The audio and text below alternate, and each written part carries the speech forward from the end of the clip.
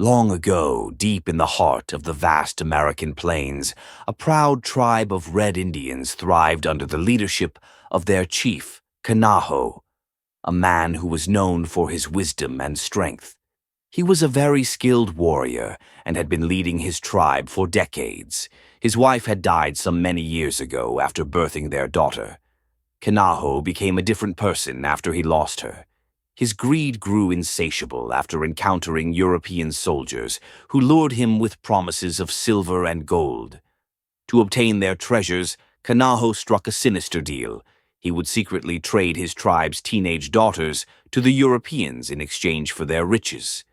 The soldiers always came at nights to haul away the young women through a secret cave passage in the village that only Kanaho knew about. Confusion and shock began to seep into the hearts of the villagers as despair caressed the air like fleeting wind. Though no one dared suspect the chief, among the daughters of the tribe was Naya, Kanaho's daughter and only child.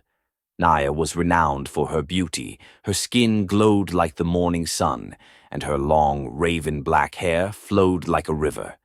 But she was more than a vision of loveliness. She was a skilled warrior, her bow and spear unmatched by any in the village.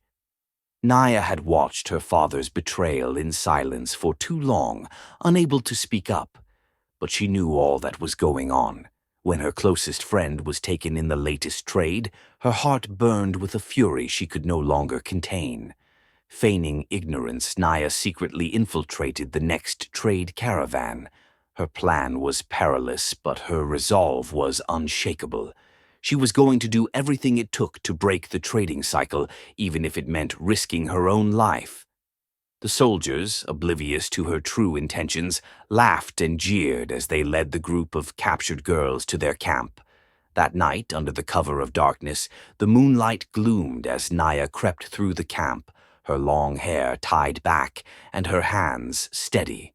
She lit the soldiers' tents ablaze, one after another, the flames crackling like thunder in the night.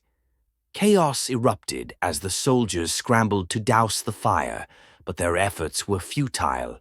It all came burning down like wildfire. The captured girls seized the moment to escape, swiftly but cautiously, in pairs of groups, following Naya back into the wilderness. The destruction of their camp enraged the Europeans, and they vowed revenge. At dawn, they marched toward the village, their weapons gleaming under the rising sun, preparing to strike down anything or anyone standing in their way. Naya knew the battle would be a fierce one. Returning to her village, she revealed her father's treachery to the entire tribe. The people, shocked and furious, turned their backs on Kanaho. They chained him and threw him in prison, locking the doors and leaving him there to suffer. Naya stepped forward, declaring that she would lead them into battle. Her fiery spirit rekindled hope in the villagers, and they rallied behind her. They were a warrior clan and used to battles, so they were ready to fight like their entire life depended on it. The clash began as the European soldiers stormed the village.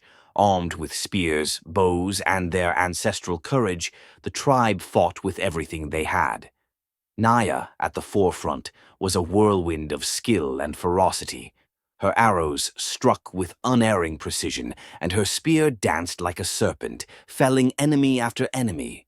The tide of battle turned when Naya spotted the soldiers' commander issuing orders from the rear. With a surge of adrenaline, she mounted her horse and galloped through the fray, her hair streaming like a banner behind her.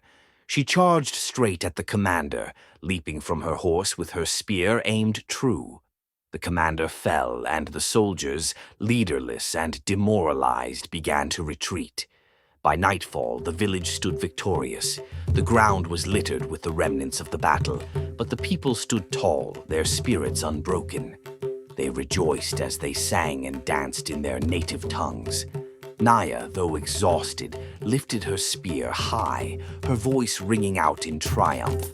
The tribe had reclaimed not only their freedom, but their pride and peace of mind.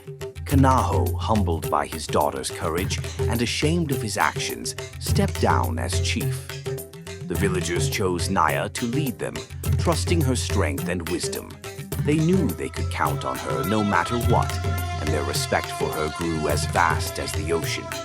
Under her guidance, the tribe flourished, never again bowing to foreign greed.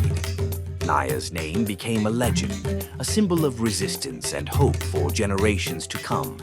And since that day, she was known throughout her life, across regions and other tribes and villages, as the Daughter of Fire.